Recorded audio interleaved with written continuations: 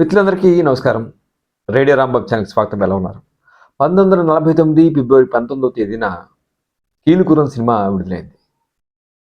'కీలుగుర్రం' అప్పటికే 'బాలరాజ్' సినిమా ద్వారా ఏఎన్నార్‌కి జానపద హీరోగా మంచి గుర్తింపు వచ్చింది. ఆ తర్వాత వచ్చేటువంటి సినిమా 'కీలుగుర్రం'.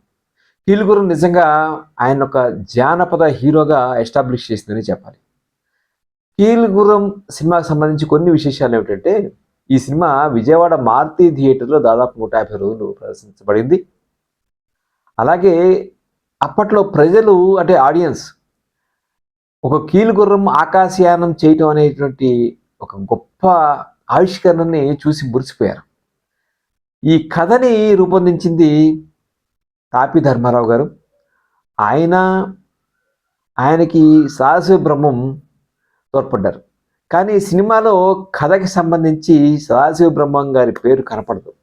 ఆయన చాలా కృషి చేశారు కానీ. సో కథ మాటలు పాటలు తాపి ధర్మారావు గారే. తాపి ధర్మారావు గారు ఒక ఎత్తు. సరే, ఈ సినిమా నిర్మాత శోభనాచల స్టూడియోస్ తరఫున ఎవరు నిర్మించారంటే మిర్జాపురం రాజా. ఆయనే నూజివీడు జమీందారు. మేకా వెంకట రంగయ్య అప్పారావు గారు. అయితే ఆయనకి సినిమాలంటే చాలా ఆసక్తి ఉండేది. అప్పటికి ఆయన గొల్లభామ సినిమా ద్వారా అంజలీదేవిని పరిచయం చేశారు. అంతకుముందే ఆయనకి నటి గాయని కృష్ణవేణితో పరిణయమైంది. కృష్ణవేణి, అంజలీదేవి గారు మంచి స్నేహితులు. అయితే ఈ కీలుగుర్రం కథ చెప్పినప్పుడు అందులో అంజలీదేవి గారు ఒక రాక్షసి అన్నమాట. అంటే మనిషిగా కనిపించేటువంటి ఒక రాక్షసి పాత్ర ఆవిడ వేయాల్సి వచ్చింది. నిజానికి ఆవిడ ఒప్పుకోలేదు, నేను చేయనన్నారు. ఆదినారాయణరావు గారు చెప్పినా కూడా ఒప్పుకోలేదు. అయితే కృష్ణవేణి గారికిను అంజలి గారికి ఒక మంచి ఒక స్నేహబంధం ఏదో ఉండేది. ఆవిడ అడిగిన మీదట ఒప్పుకున్నారు. అయితే ఒక కండిషన్ పెట్టారు. ఈ సినిమాలో పాటలన్నీ కృష్ణవేణి పాడాలి అని చెప్పి ఒక షరతు విధించారు. దానికి కృష్ణవేణి గారు ఒప్పుకున్నారు. అలా అంజలీదేవి గారు అద్భుతంగా ఒక భువన సుందరిగా నటిస్తారు. రాక్షసి అన్నమాట. అలాగే కథ ఎలా తయారు చేశారు? కాశీ మజిలీ కథల ఆధారంగానే మాయలు, మంత్రాలు, అలాగే ఇవన్నీ శాపాలు ఇవన్నీ కూడా ఈ కథలో మనకు కనిపిస్తాయి. మిర్జాపురం జమీందార్ గారికి ఆయనకి డైరెక్షన్ అంటే బాగా ఇష్టం. అంతవరకు ఆయన తీసిన సినిమాలన్నీ కూడా చిత్రపు నారాయణరావు ఆయన డైరెక్ట్ చేశారు. అయితే ఆయనకి ఒక బయట సినిమా అవకాశం రావడంతో మిర్జాపురం జమీందార్ మిర్జా సాహెబ్ అంటారు, ఆయన్నే డైరెక్ట్ చేశారు. అయితే చిత్రపు నారాయణరావు గారు వేరే సినిమా డైరెక్ట్ చేసినా ఆయన గోస్ట్ డైరెక్షన్ చేశారు అని చెప్తారు. అలాగే కథా మాటలు రాసినా కూడా సినేరీ అంతా, అంటే మనం స్క్రీన్ ప్లే అంటాం కదా, ఆ స్క్రీన్ ప్లే అంతా కూడా చిత్రపు నారాయణరావు గారే తయారు చేశారు. సినిమాకి మొదటిసారిగా ఘంటసాల సంగీత దర్శకత్వం వహించారు. అంతకుముందు ఆయన బాలరాజ్కి సహాయ సంగీత దర్శకుడిగా ఉన్నారు. కానీ కృష్ణవేణి గారికి అంతకుముందు లక్ష్మమ్మ సినిమా సహనంలో ఆగిపోయింది. ఆ సినిమా పాటలు ఆవిడ విన్నారు. ఆవిడ విని ఘంటసాల కంపోజ్ చేసినటువంటి ట్యూన్స్, యాక్చువల్గా అది మొదటి సినిమా ఘంటసాల గారికి, ఆ ట్యూన్స్ అవి విని ఘంటసాల సంగీతం చేస్తే బాగుంటుందని ఆవిడ భావించి ఘంటసాలకే సంగీత బాధ్యతలు అప్పగించారు. సిఆర్ సుబ్బరామన్ మాత్రం బ్యాక్గ్రౌండ్ మ్యూజిక్ అంతా ఆయన చూసుకున్నారు. ఈ సినిమా మీకు గుర్తునే ఉంటుంది. కీలుగుర్రం మీద కాదు సుమా కల కాదు సుమా అనేటువంటి ఒక డ్యూయట్ మనకి అక్కినేనిని ఆ హీరోయిన్ పాడతారు. ఆ రోజుల్లో కుర్రకారిని బాగా ఊపేసినటువంటి పాట. ఈ సినిమా ఎస్సెట్ ఏమిటంటే ఈ కీలుగుర్రం ఎలా తయారు చేశారు అనే దానికి కళాదర్శకులు శర్మ ఈ కీలుగుర్రాన్ని రూపొందించారు. ఆయనే నర్తనశాల సినిమాకి కళాదర్శకత్వం వహించడం కూడా జరిగింది. ట్రిక్ ఫోటోగ్రఫీ అంతా రెహమాన్ ఆయనే ట్రిక్ ఫోటోగ్రఫీ చూసుకున్నారు. ఇంకో విశేషం ఏమిటంటే ఇందులో ఏవి సుబ్బారావు ఆయన రాజు ప్రసేనుడిగా నటిస్తారు, అక్కినేనేమో విక్రమసింహుడిగా నటిస్తారు. సరే యాక్చువల్గా రాజు మొదటి భార్యగా నటించినవాడ చాలా బాగా బాలామణి, ఆవిడ చాలా బాగా నటించారు.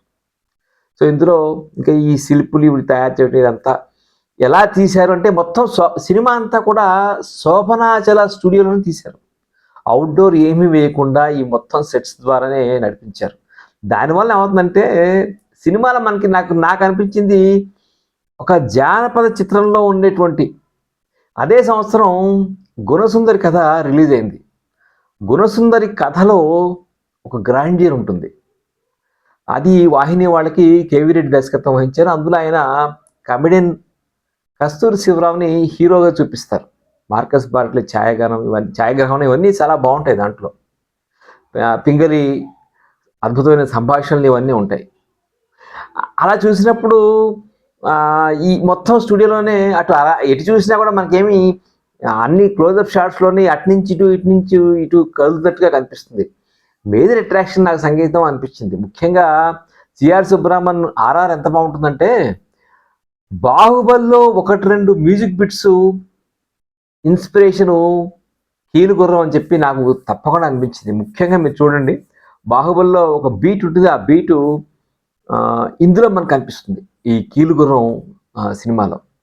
సో సినిమాలో అంటే 49 అంటే మీ ఇమాజిన్ మీరు దాదాపుగా ఒక 77 ఆల్మోస్ట్ నియర్ ఒక 80 సంవత్సరాల క్రితం ఒక కీలుగుర్రం అనే కాన్సెప్ట్ తోటి ఆకాశంలో అది ఎగరటం అనేటువంటి కథని అద్భుతంగా అల్లుకున్నారు. నాకు ఈ సినిమాలు నిజంగా అటు విలన్ పాత్రలో అంజలి దేవి చాలా అద్భుతంగా నటించారు.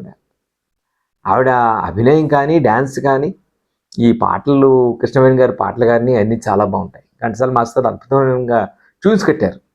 అలాగే ఒక యువ రాజకుమారుడిగా లేత వాయిస్ అక్కినేని ఎంత బాగుంటుందంటే ఆయన చాలా బాగా నటించారంటే ఆ వయసులో ఆయన బహుశా 23-24 ఏళ్ళు ఉంటాయేమో. ఒక లేతదనం అంతా కూడా ఆయన గొంతులో నాకు కనిపించింది. కీలుగుర్రంలో ఈ కేకిని పాత్రలో అప్పటి రంగస్థల నటి కనకంని పరిచయం చేశారు. సో దానికి కారణం కూడా తాపీ ధర్మారావు గారి. ఎందుకు మీర్జా సాహెబ్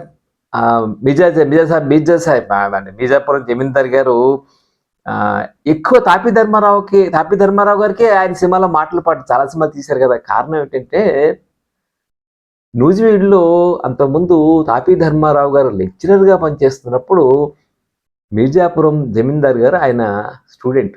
ఆ గౌరవంతో ఆయన తీసిన అన్ని సినిమాలు కూడా తాపీ ధర్మారావు గారి చేతే మాటలు పాటలు రాయించారు. ఇంకో విశేషం ఏమిటంటే ఈ సినిమా తీస్తున్నప్పుడే లంక సత్యం అని ఆయన నాకు ఒక కథే ఉండి నేను ఈ కథని నేను తమిళంలో తీసుకుంటానంటే ఇచ్చేశారు.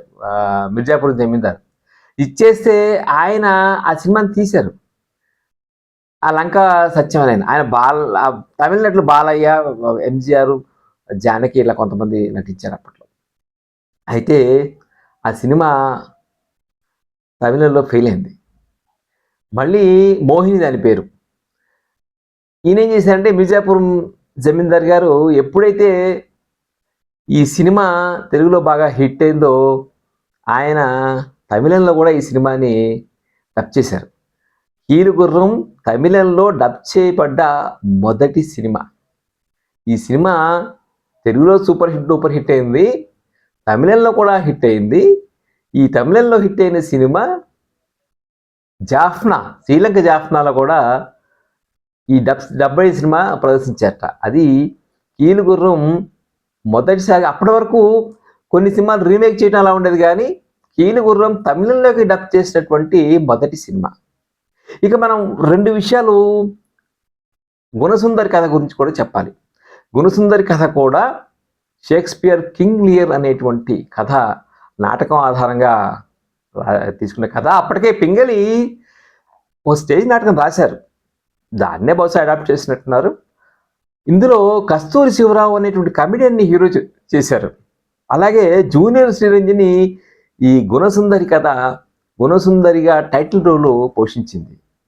గోవిందరాజు సుబ్బారావు ఏమో ఉగ్రసేన రాజుగా పోషించారు. అయితే ఇందులో కూడా కొన్ని మాయలు మంత్రాలు లేదా ఇక్కడ కూడా తీసుకురావటం ఇవే కథలు, జానపద కథలు. ఈ గుణసుందరి కథ కూడా అంతే హిట్ అయింది. గుణసుందరి కథకేమో ఓగిరాల రామచంద్రరావు మ్యూజిక్ డైరెక్టర్. అందులో కూడా లీలగారు పాడినటువంటి పాటలు చాలా హిట్ అయ్యాయి.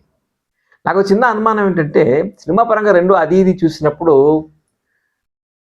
గుణసుందరి కథలో కొంచెం నిజంగా అదే అట్రాక్ట్ చేస్తుంది. ఆ గుణసుందరి కథలో శివరావు పాత్ర కానీ ఆయన చాలా బాగా చేశారు. గోవిందరాజు సుబ్బారావు పాత్ర కానీ, ఆయన కూతురుగా శాంతకుమారి మాలతి నటిస్తారు, మూడో కూతురుగా జూనియర్ శ్రీరంజని. ఆ ఇద్దరు కూతుళ్ళు, ఆ ఇద్దరు అల్లుళ్ళు ఈయన్ని ఎలా వదిలించుకుందాం అనేటువంటి ఒక సన్నివేశాలు ఇవన్నీ కూడా గుణసుందరి కథలో బాగుంటాయి. అందులో కూడా శాపం ఉంటుంది, దైవాధీనం పాత్ర పేరు కూడా గమ్మత్తుగా పెట్టారు. సో దైవాధీనంగా అంటే ఒక గుడ్డివాడి కోపంతో గుడ్డివాడికి ఇచ్చి పెళ్లి చేస్తారు, రాజు పెళ్లి చేస్తాడు. చివరికి అతను శాపవశాత్తు అలా ఉన్నటువంటి ఒక రాజు. ఇవన్నీ అవే కథలు అనుకోండి, అలా ఆ రకంగానే ఉంటాయి. గుణసుందరి కథ కీలుగుర్రం అంతా హిట్ అయిందా లేదా అనేది నాకు తెలియదు. కానీ కీలుగుర్రంలో ప్రధానమైనటువంటి ఆకర్షణ ఏమిటంటే విలన్గా అంజలీదేవి, అలాగే హీరోగా అక్కినేని, వీళ్ళిద్దరు నిలిచారు. దాంతోపాటు కీలుగుర్రం అట్లా ఆకాశంలో ఎగరపడినది. ఆ రోజులోట ఈ కీలుగుర్రం షూటింగ్ చేస్తున్నప్పుడు ఎలా తీస్తారని చెప్పి చాలామంది వచ్చి చూసేవాళ్ళట. ఇంత చేస్తే ఆవిడ చెప్తారు, ఓ పెద్ద వైట్ స్క్రీను, ఓ పెద్ద ప్లాట్ఫామ్, దాని మీద ఈ కీలుగుర్రం ఎగరపడిన షార్ట్స్, ట్రిక్ ఫోటోగ్రఫీ అంతా రెహమాన్ చూసుకున్నారని చెప్పి కృష్ణవేణి గారు ఇంటర్వ్యూ చెప్తారు. తర్వాత ఎప్పుడో ఎన్టీ రామారావు గారితో కలర్లో ఈ సినిమా తీద్దామని ప్రయత్నించారని, అప్పుడు కీలుగుర్రం డిస్ట్రిబ్యూటర్స్ అమ్మ అలాంటి ప్రయత్నం మీరు చేయొద్దని వారించారని ఆవిడ ఒక ఇంటర్వ్యూలో చెప్పారు. సో ఫిబ్రవరి 1949లో కీలుగుర్రం వస్తే డిసెంబర్ 20, ఐ థింక్ డిసెంబర్ 29న గుణసుందరి కథ విడుదలైంది. సో రెండిట్లో ఏది పెద్ద హిట్ అనేది చాలామంది పెద్దలు ఉన్నారు, చాలామంది అప్పటి రెండు సినిమాలని చూసిన వాళ్ళు ఉంటారు. మీ కామెంట్స్లో తెలియచేయండి. గుణసుందరి కథ గురించి డీటెయిల్గా ఇంకోసారి మనం మాట్లాడుకుందాం. ఇవాళ మాత్రం కీలుగుర్రం నిజంగా చూసినప్పుడు పాటలు అంటే ఒకటి అనిపిస్తుంది, అంటే కీలుగుర్రంలో ప్రసేనుడిగా రాజు, భువనసుందరిగా అంజలిదేవి, కేకేనిగా కనకం, అక్కినేని ఎలాగో విక్రమసింహుడుగా, ఇలా కొన్ని పాత్రలు తప్పిస్తే ముఖ్యంగా బాలామణి ఆవిడ చాలా బాగా చేసింది, తల్లి రోల్లో ఆవిడ బాగా చేసింది.